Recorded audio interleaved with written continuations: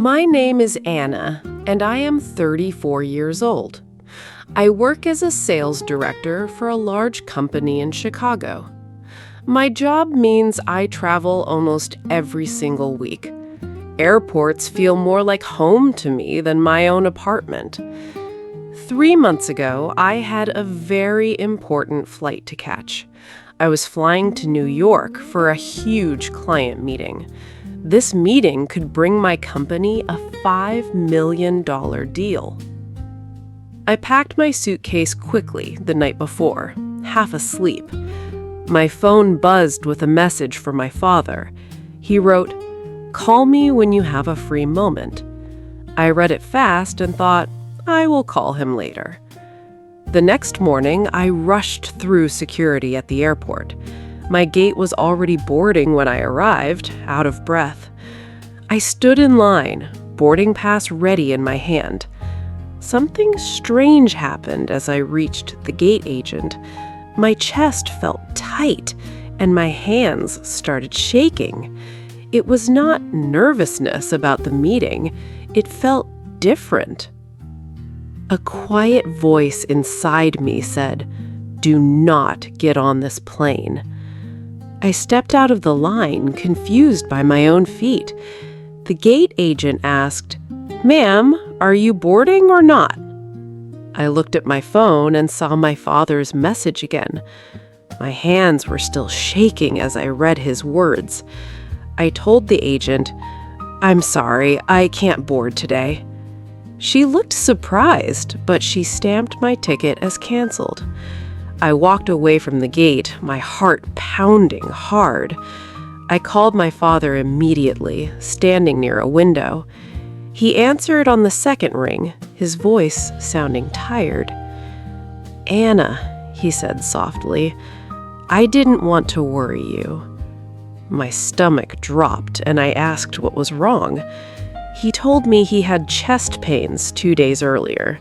He went to the hospital alone, without telling anyone. The doctor said his heart needed careful attention now. I felt tears filling my eyes right there in the airport. I asked him, "Why didn't you call me sooner, Dad?" He said, "You always sound so busy on the phone." Those words hit me harder than any business failure ever could. I drove straight from the airport to his small house.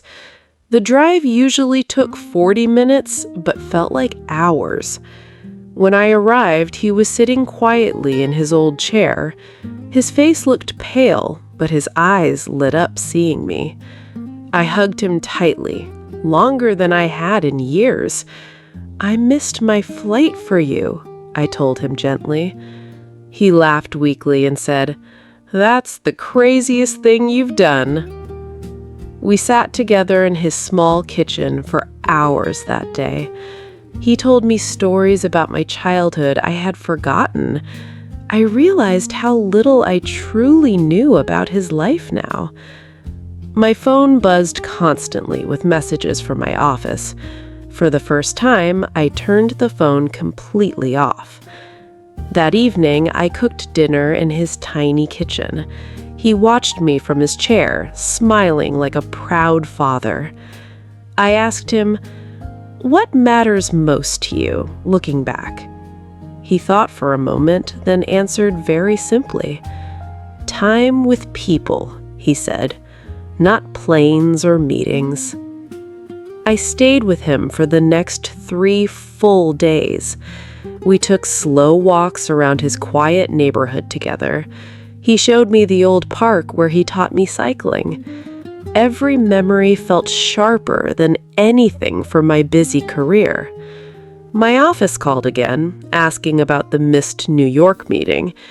I explained calmly that a family emergency needed my attention. To my surprise, my manager understood without any real anger. The company rescheduled the meeting for the following month. The $5 million deal was not lost after all. But even if it had been lost, I would not regret it. My father slowly grew stronger over the following weeks. I started calling him every single evening, no matter what. I also started leaving work earlier twice a week. My relationships with my sister and old friends improved too. I finally understood that presence matters more than performance. Success had always looked like promotions and big client deals. Now, success looked like a slow dinner with someone I love. That one canceled flight quietly changed my entire life direction. I still travel for work, but I travel differently now. I call my father before boarding every single flight. I ask him simple questions, and I truly listen to the answers. Missing that flight felt crazy to everyone who heard the story, but it taught me the most important lesson of my life. Sometimes the bravest choice is choosing people over plans, and sometimes staying behind is how you finally move forward.